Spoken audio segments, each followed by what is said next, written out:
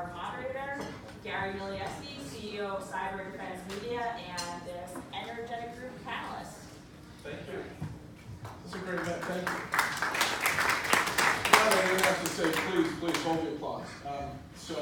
Bob Ackerman I encrypted this, and I was going to explain who all the panelists are, but Bob Ackerman has my public key. Where did Bob go? Where is he?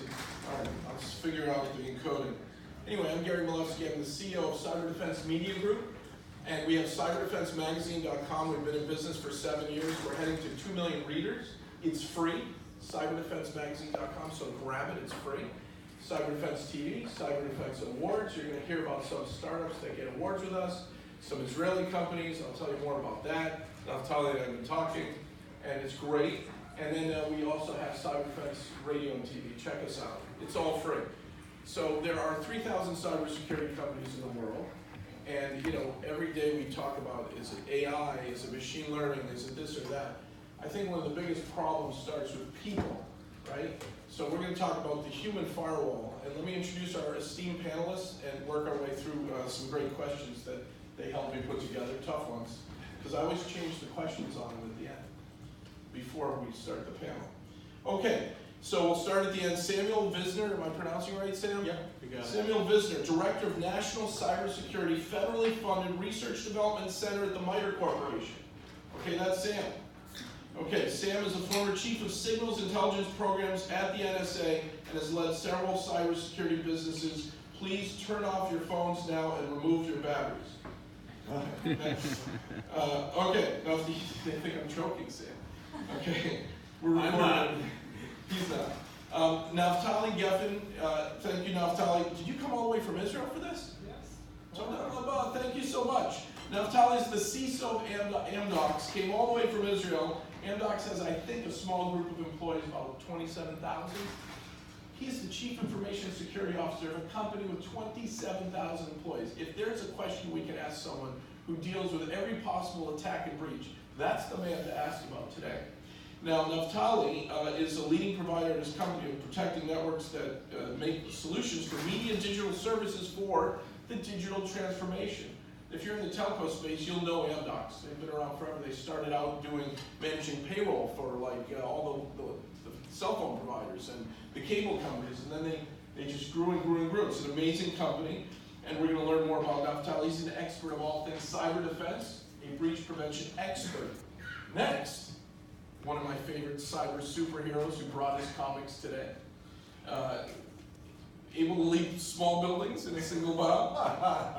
Gary Berman, he's the CEO of Cyberman Security and refers to himself as the most reluctant cybersecurity person in the world. You're not going to meet him anywhere else than at the Cyber Investing Summit. Okay, Gary has a 25-year career in marketing and helping companies get a brand and message. Has anyone heard of Zumba? Am I right? Zumba? Mm-hmm. He helped put them on the map. Now, Gary was breached. He is a victim turned hero. So this is a really cool panel. We have someone who might have to eavesdrop on all of us and know how to break into any network. We have someone who has to block that.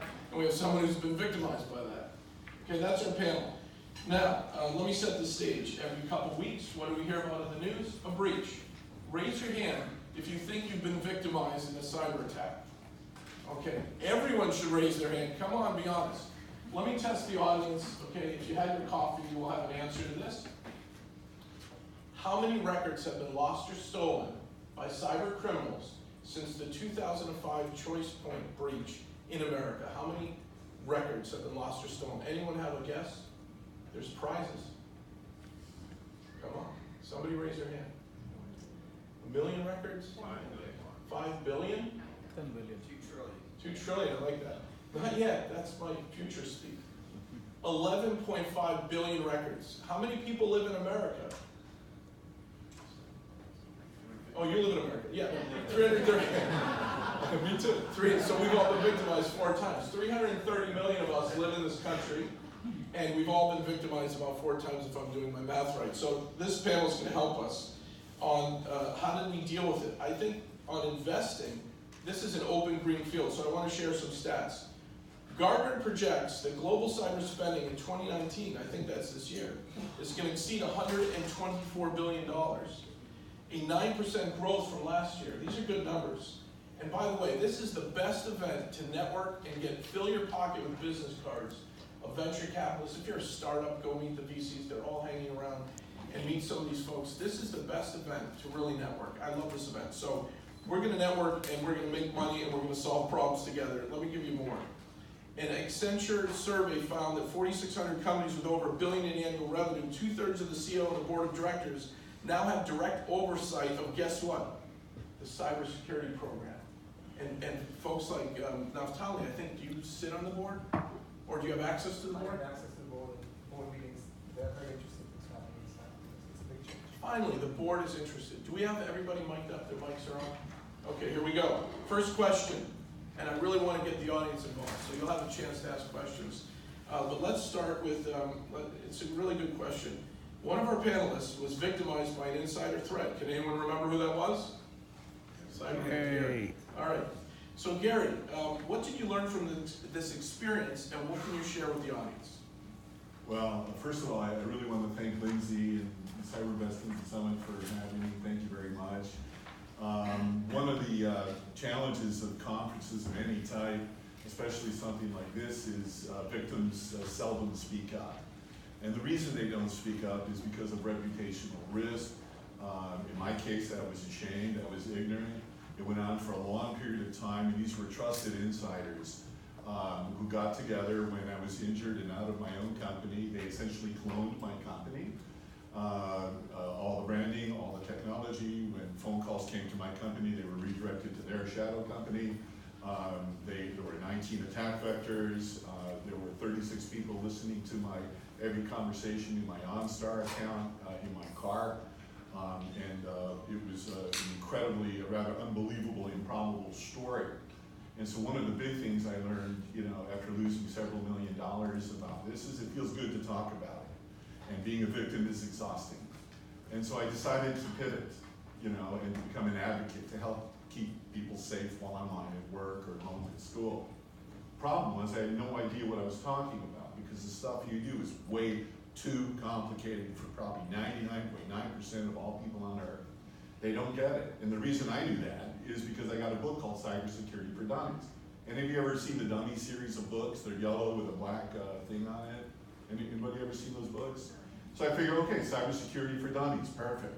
I get it, 10 pages in, I was lost. I mean, I'm telling you. So rather than giving up, I found the author, a really great guy from Palo Alto Networks, and I told him this story, and he busted out laughing. Like crying, laughing. I said, why are you laughing? He said, well, it's not really for beginners.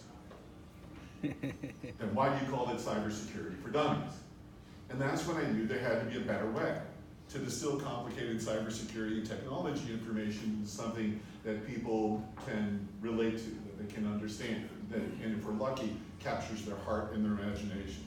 So, I won't go into too much of this now, but we created a superhero comic series, and it's gone crazy.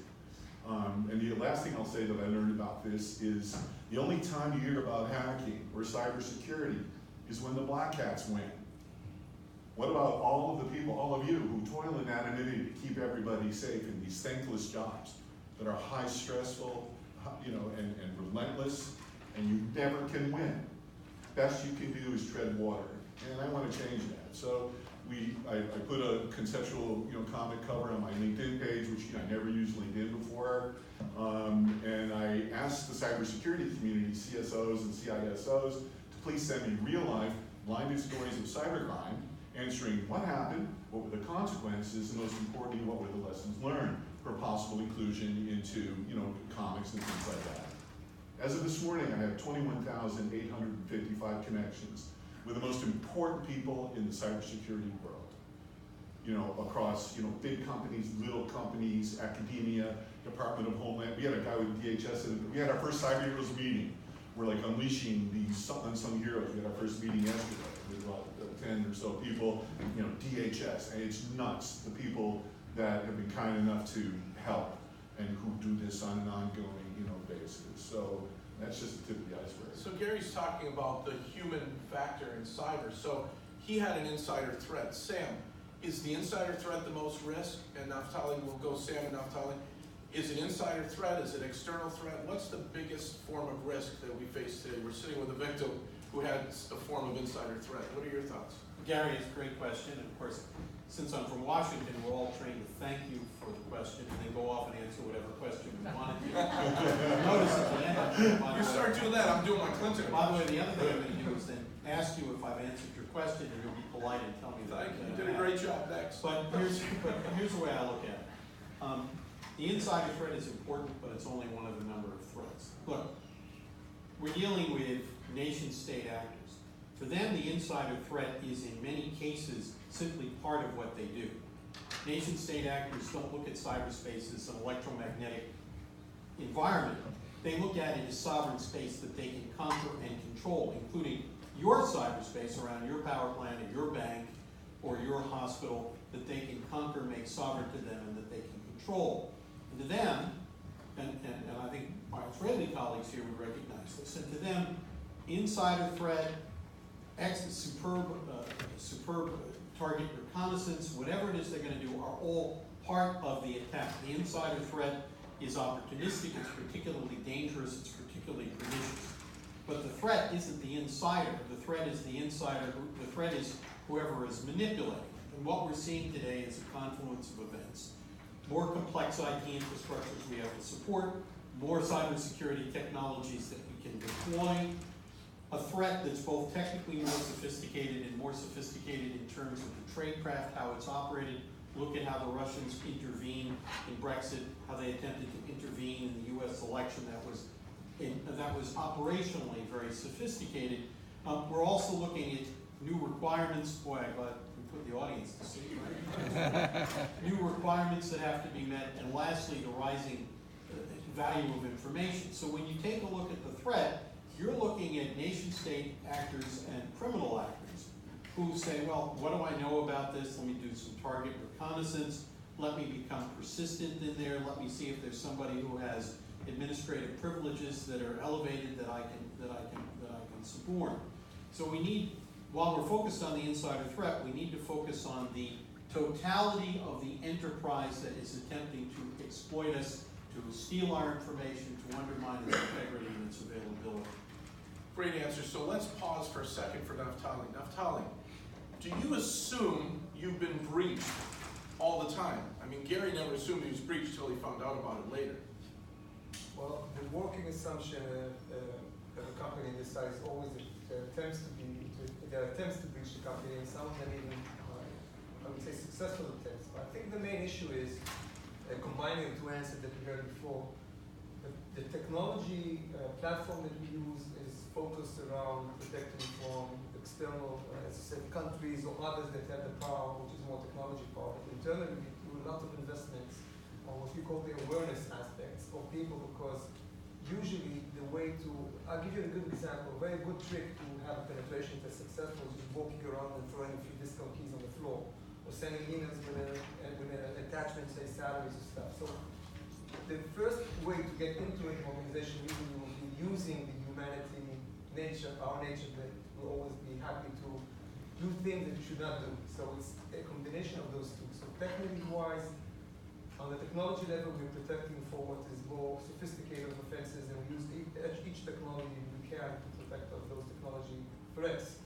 But usually the way to actually exercise those threats is based on human behavior. If you have a company of about over 30,000 people, the chances that someone's going to try to open the door using one of those employees. So we actually focus on two aspects, technology-wise, on the real threat, which is the technology threats, and on the human side of it by doing awareness campaigns and drills. We have about 80 drills here just on awareness campaigns, phishing attempts, just to make sure that if and when a technology breach will happen, so we will block it on the human surface of it before. Did everyone hear Naftali say, you know, he's probably bought every firewall in the book and AI this, machine learning that, and all the greatest tools, but if he sends out an email to the right group of people or randomly to his company that says salary, you know, employee salaries attached, what, do you know what the percentage of opens are? Is it 95%?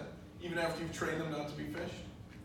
What we have, our rate now is much lower. It's about 12 to 9% of fishing, because everyone knows in the company that the fishing is happening. So people today in the company know that if you have a great deal of flights, or someone says something about salaries, or so they have this sort of internal, let's say, organizational behavior to be aware of it might be a phishing attempt. So the most, I would say, straightforward phishing attempts will be caught by relevant technologies that we have, but also by those phishing drills that we make almost every week. We get about 80 phishing drills in a week. Yes, About 80, almost every week he's doing drills. Yes. So anyone here from England or visit England? Anybody? Hello. Hello from over the pond. So what's really cool is you get to London. It's really cool. You get to London. I'm from New England. So anyway, our buildings aren't as old. You get to Old England, and they're worried about fires all the time. You're in your hotel and you're ready to go to sleep, and there's a fire drill and you have to leave the building. And the doors double lock and you notice this? They had what, a great fire in London in the, what was it, 1800s or 1900s? And 1600s, and since then, they got so afraid of a fire that they prepared everyone. I mean, you will never have a fire in London without knowing what to do, right? So this preparedness, this human factor, this trained constant vigilance sounds to me like it's the right approach, right?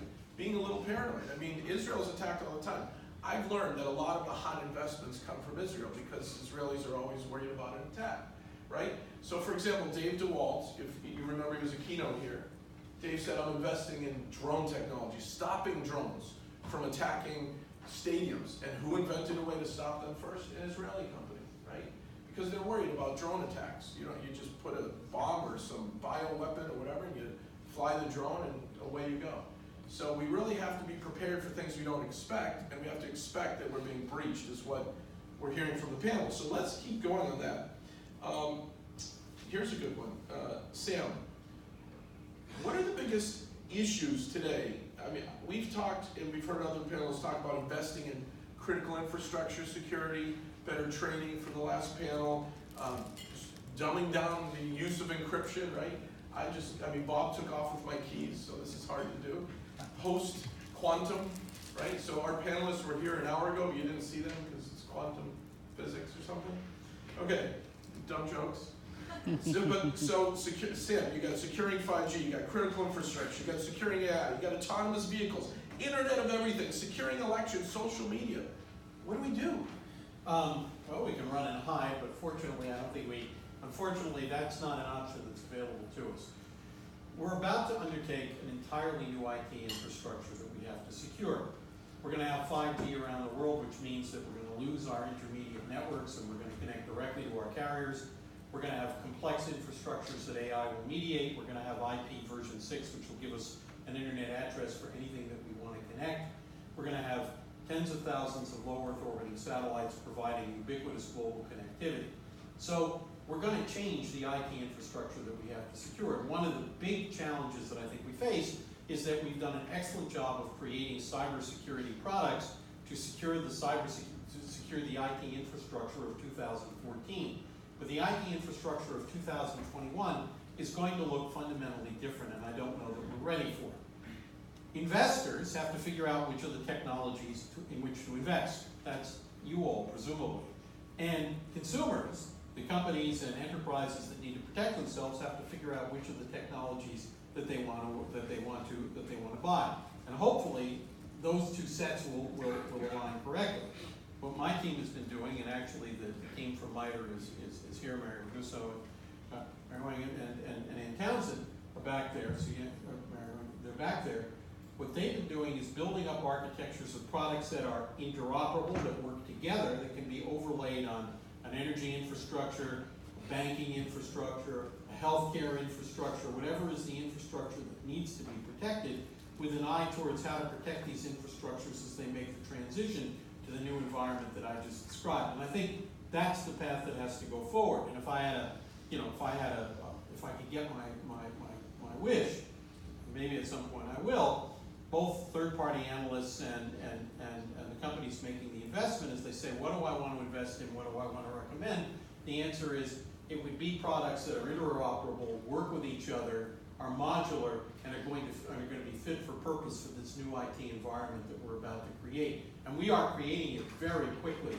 People who think about when 5G happens, by the time they think about it, they're going to see it in their rearview mirror. Would you say inbuilt encryption in all this stuff? Inbuilt encryption is important. It's something that ought to be done. I agree. I think it was Doug was saying earlier that they're simply not making enough use of it. That's one of the things that we ought to be doing. But there are other things that we can be doing. For example, zero trust networks, which gives us the ability to validate and to build trust chains at each step of the way in the process. It's good work happening there. The government, which I think might have been unfairly maligned a little earlier, though I don't work for them anymore, is actually moving out and pressing very hard on building essentially those kinds of zero trust network architectures. I've seen the old version of Maxwell Smart, the Cone of Silence. Absolutely, and it worked incredibly well. So those are things that I think are trying to do, and the comments that I'm trying to make here are trying to vector people toward what are the investments that we're going to need to make, and how are the architectures going to be developed. So would Gary and Naftali, would you agree? We're hearing encryption, getting interoperability, but I think you've been victimized at the people level. You're constantly training people. Are we not investing, both of you take turns, are we not investing right in people?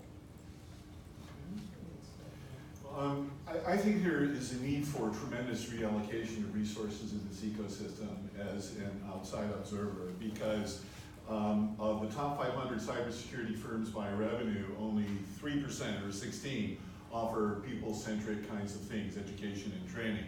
The remaining 97% have black boxes, which are not differentiatable at all to most people. And so that's number one, a complete switch on how this industry works. The second thing about it is because of the nature of the people in this ecosystem, which are all technology people, 93% of the people in the cybersecurity world come from tech backgrounds.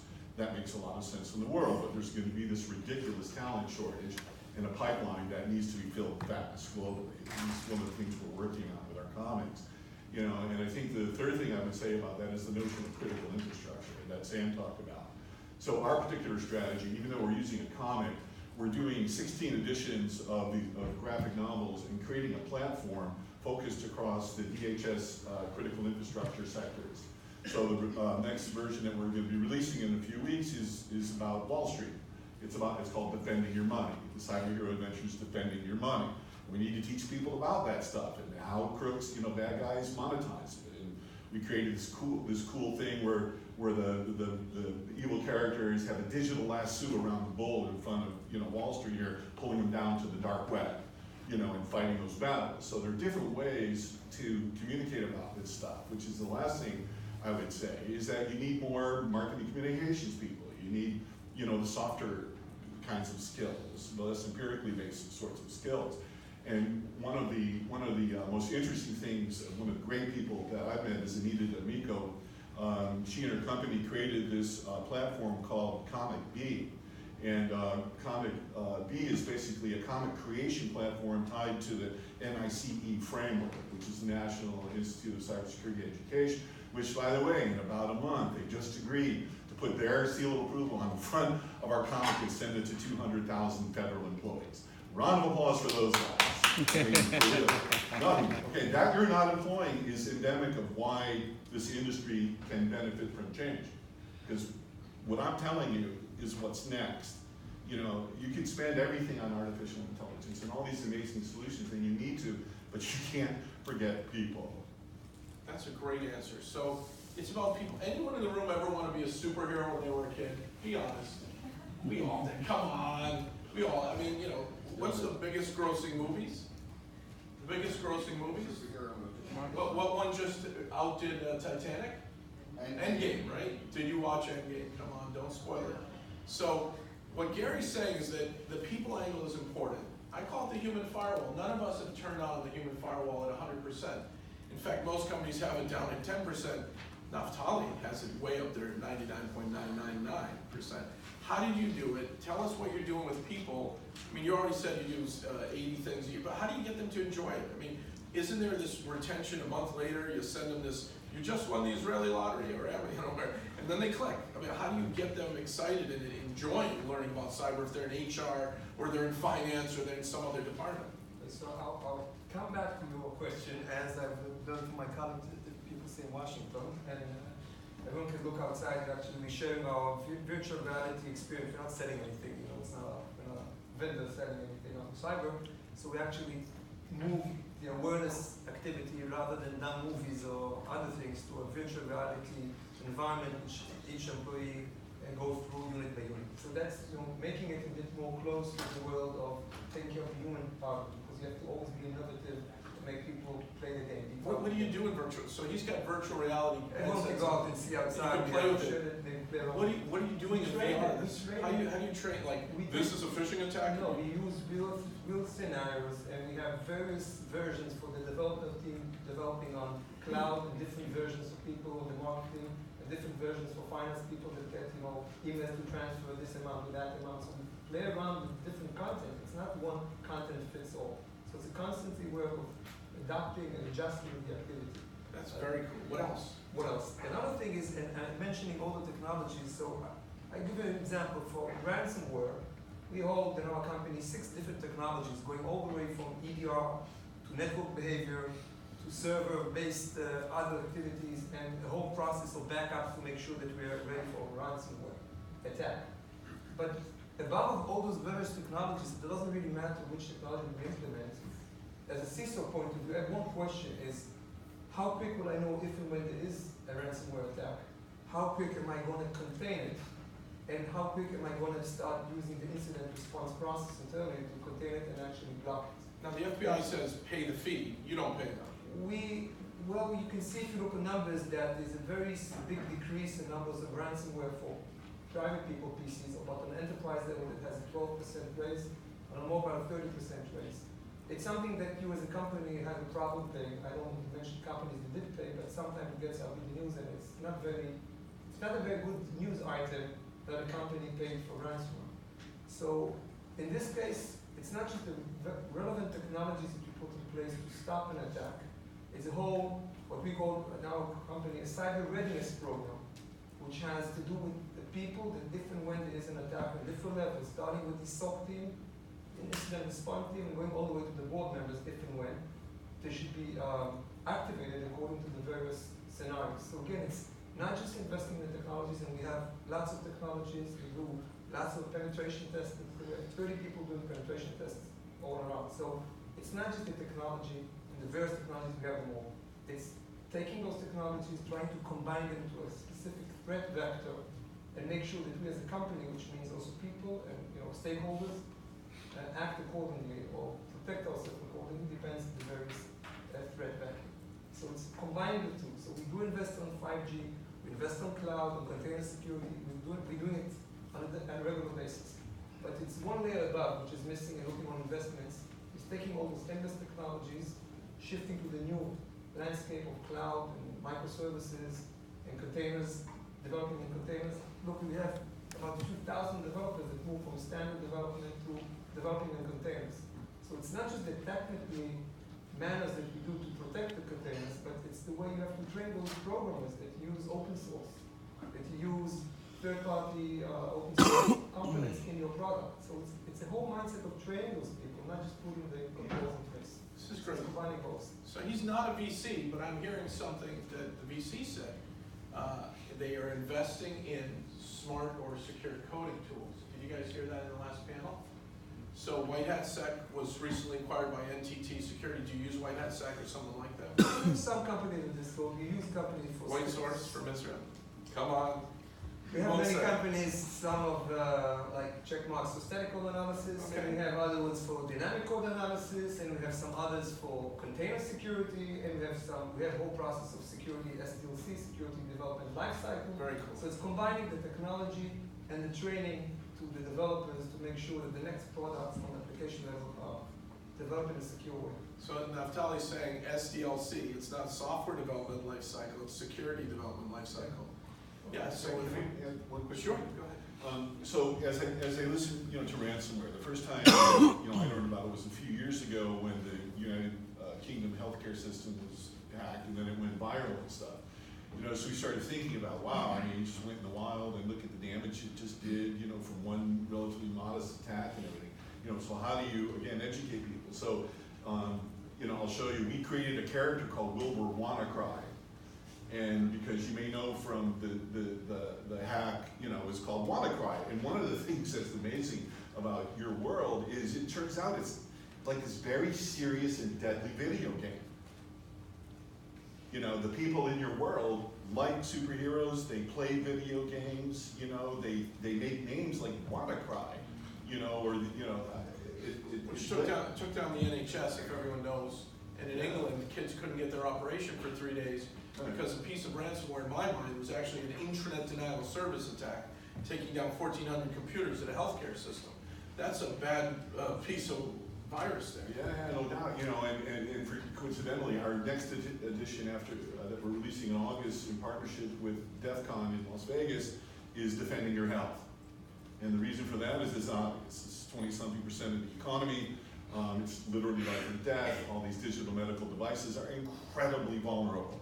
You know, I've heard from the smartest people in the world on this stuff, including the Mayo Clinic, you know, last week about all, you know, these things. It's a serious matter, and earlier we saw some examples with healthcare, so I mean, that's a big one. So let me do this, because I know you folks might want to get some questions in. Let me ask Sam, we'll start with Sam. Let's just pretend you're one of the folks from the last panel. You're a venture capitalist, you're managing $1 billion fund. What's the next cybersecurity investment you're going to make, Sam? Well, good question. First thing I would say is we certainly spend a lot of time admiring this problem. That, by the way, is a Washington phrase. Well, you probably heard it. We admire this problem. People created the IT systems that are vulnerable. People are in charge, people are creating the exploits and attacks against them, and people can fix this problem. The ransomware problem is a very difficult problem because in part, it's lucrative, right? There are many enterprises that don't protect themselves very well, and the value of their information is more important. In many enterprises, what did Michael Porter say? Information intensity is the new measure of enterprise value. How much information to what extent is the company's value proposition essentially the same? Essentially overlays, it's completely aligned with their information. They don't exist apart from it. In fact, that's their product in many cases. So in this world, ransomware in particular is very lucrative. If you can undermine someone's integrity, their assurance that the information is good, or take it away from them, or encrypt it such that they can't get to it, or damage it in some way, you can make them pay a lot of money. But that's a problem that actually can be solved. We're doing work on it. We have a whole project in data integrity. It's on the web. It shows you what kinds of products you can put together such that you can do a much better job, and I'm certain that Naftali and his people are, to immunize yourself, to make sure it doesn't happen, and if it does happen, so that you don't have to pay the ransom, that you can recover the data. So that's an issue that I think can be addressed, and I think the products and architectures available to be able to address it are now coming to market, and they're worth using. Would you invest in continuous data protection? I would invest in continuous data protection, and I would invest in anything that is interoperable, that has a good architecture, that gives you continuous awareness of the state of security throughout your enterprise.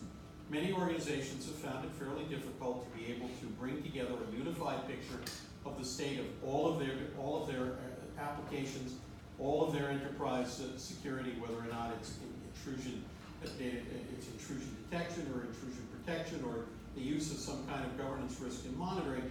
One thing I really do think we ought to do is a much better job of building up a unified picture so that operators can use it. And one last point, Bolton, so you didn't ask this question, you inferred it. This awareness has to exist at the C-suite level.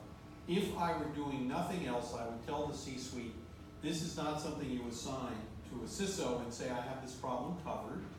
Since the value of my enterprise is in fact largely a function of the value of my information, no one in the C-suite should be allowed to escape responsibility from understanding that they have a role to play in making the investment, in overseeing the investment, in testing to be sure that the investment is being used, and in knowing what their role is in case there is a breach or something should happen.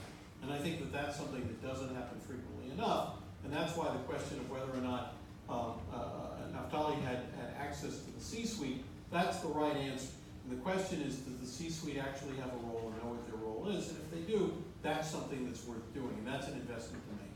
Okay, so I hear CDP and C-suite for dummies that actually works. 30 seconds each, you got the VC hacks, I want to get some Q&A audience. Naftali, 30 seconds, you've got $1 billion, you're a VC. What do you invest in cybersecurity? First of all, I would invest in having, following what Sam said, the same on the application level security. There are various solutions. The whole life cycle of development moved to a different way. On the application level, we're in the same place as it used to be at the networking level in the beginning of, one file. And it took time to develop to a whole set of these different things. So application security is definitely a place which needs a solution, but a more holistic solution rather than various segmented solution.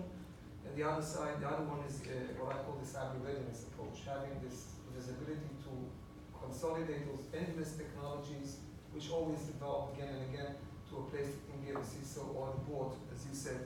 A very simple answer to, am I attacked, how quick can I know I'm attacked, to contain it and actually to react accordingly. So we have various technologies, some there is a time to consolidate it, but not finding the one technology because it will never be there.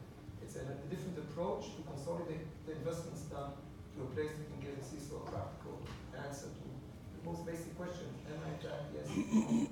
What should I do? Sounds great. So we've got CDP, we've got board level stuff, maybe investing in getting boards involved in this better training, and you talked about a holistic approach to app security. 30 seconds, Gary, what are you investing in with your $1 billion? The Cyberhero Adventures Defenders of the Digital Universe. He's looking for funding. No, I'm really Okay. not. By the way, we don't sell anything. We're vendors. I donate everything. Haven't made a penny in 2.5 years. If we're lucky, some company like Microsoft or AT&T or the government or something like that will help us out. That will be good. But to me, it's all about a rising tide lifts all ships. And one of the things that I've learned, from these thousands of people in your world that I listen to, all the time, is there's a lot of knowledge that's just sitting there. So I would invest in a platform, and this happens to be something I'm working on, but I would invest in a platform for knowledge sharing. And there are those, of course, across the vectors, but one of the things I've learned is that the black hatters are always sharing. I've been on the dark web many times, they're always sharing. There's a Yelp marketplace for cocaine and murder. I mean, it's nuts. But in the good guy section, or the white hat section, you're very vertical, you're very siloed. And because these are your intellectual properties, you want to, keep things to yourself, plus or minus, because that's how you make your money. And I get that, but to solve the big things like Sam is talking about, you're going to need, the idea that rising tide lifts all ships, and you have to share information much more freely, although I understand it's getting better. Great answer. So we're hearing share information at the people level. We're just about out of time. Do we have any questions for our panelists? All questions are good. Anybody? Go ahead, sir. I do a lot of work in the cloud using tools from Microsoft Office 365. Are there vulnerabilities that I'm not aware of that using a publicly available thing like Microsoft in the cloud might be creating for me? Questions to whom? Naftali, right? Or do you want to say I'm giving the not polls? refer specifically to the Office 365 and Azure, but I can say that usually an enterprise has more than one cloud platform. It has Amazon, Microsoft. So the Office 365 is something that you use internally for the corporate, but the development life cycle has nothing to do with a software which is part of Azure in this case. So I think a main takeaway that I have with experience with all the cloud vendors is they do a great job protecting your data on their premises, but they're not so much concerned of your premises being attacked by someone using their cloud. So and it's definitely fine. That's not their job. So putting things on cloud, by definition, it's a world that you have to, I would say, rely on security measurements that the cloud vendors do, but never forget that they protect your assets on their cloud.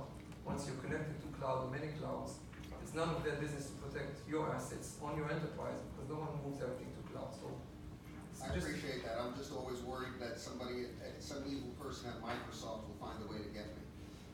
One more question, because I know Lindsay's on her way down. Gary, you stole the professor from me from later on. He was supposed to be on a panel hike, Mr. Geffen. We had the greatest conversation, and it was just a question I just had to ask because the people here in investing. Mr. Geffen, or Professor, what's your opinion on AI? Because all I hear is a lot of bullshit about it, because I deal with all the security companies. Can you give the academic description? Because I don't know if you know his experience in Watson and artificial intelligence.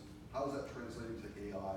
What's the definition of it? And where do you see the investment forecast for AI insight? 30 seconds? I know, this is a 5-minute answer. Oh, wow. No, I'll try to make it a 30-second answer. Maybe you guys can talk after. Okay, so first of all, AI is used very strongly as a marketing buzz. I've seen companies coming to me as a CISO talking about AI. I've been in the AI industry for a few years. So they just use the term, but not even explaining what the term is all about. So it's just a whole bunch of, I don't want to say what it is. Nothing to do with the specific world of security. But on the other side, there are many topics specifically around machine learning, what's called natural language query. Around one of the topics you mentioned is data protection. So one of the challenges is around the data itself, not about the attack vectors, which are very structured and there's nothing to do with AI now. I can't think of anyone who will rely on an automated system to protect him against an attack based on AI. Because, again, trying in 30 seconds, you have the supervised AI and you have the non-supervised AI. The supervised AI, you need a lot of talent to learn those algorithmics and keep them up in life. And this is something which you need a lot of human resources and a lot of expertise. And again, to be in a place that you can actually counter it, it's still far from the cybersecurity world. But if you need to digest the endless data sets you have in an organization, and if it's an unstructured data, so this is a good place where you can use AI technologies to map the data, to classify the data, and to try to find some anomalies on the data behavior. But to make a decision, it's still a human decision. So you've found no tools in cybersecurity that have functioning AI in them. I say we have, but those that are specifically on the world of data. And it has nothing to do with the nature of the security problem, because security activities are done to get some data. So the data sets we do have. And the protective and protective itself, and the cyber niche of it, I think most of the technologies today are the standard technologies which are not based on unsupervised learning, but on a very straightforward algorithm, which is all abnormality detection, etc., which has nothing to do with self-learning algorithms. Let me add something to that if I could. I think Naftali's absolutely right. We're not yet using AI essentially to make unsupervised decisions to deploy the defense. I think experiments in that domain are coming. There is another aspect of this that's important, however, and that is AI is being used by companies like Amazon, by other companies, Alibaba for their CityBrain project in China, coming, I assume, to a city near you, to optimize transportation resources. Securing systems that use AI is an emerging challenge. We're being asked to look at it, and we are, in part because AI systems can be conceivably fooled, the data can be poisoned. You can say, you can try to, you can try to tell the system, that's not, that's not grandma. You can go right through. That's a green light, and get the AI system to make the wrong decision. But as AI is used to mediate more complex infrastructures, including critical infrastructures, the security of AI applications and the security of the data that AI applications use to make these decisions, that's another cybersecurity challenge that's going to have to be met, and met very, very soon, because things like smart cities applications are being rolled out in real time. Alibaba has productized it, they've commoditized it, and they're taking it to market. So understanding the cybersecurity of it is one of the most important things I think we have to do. Sam, Naftali, Gary, thank you for being a great panel. They're going to be available after.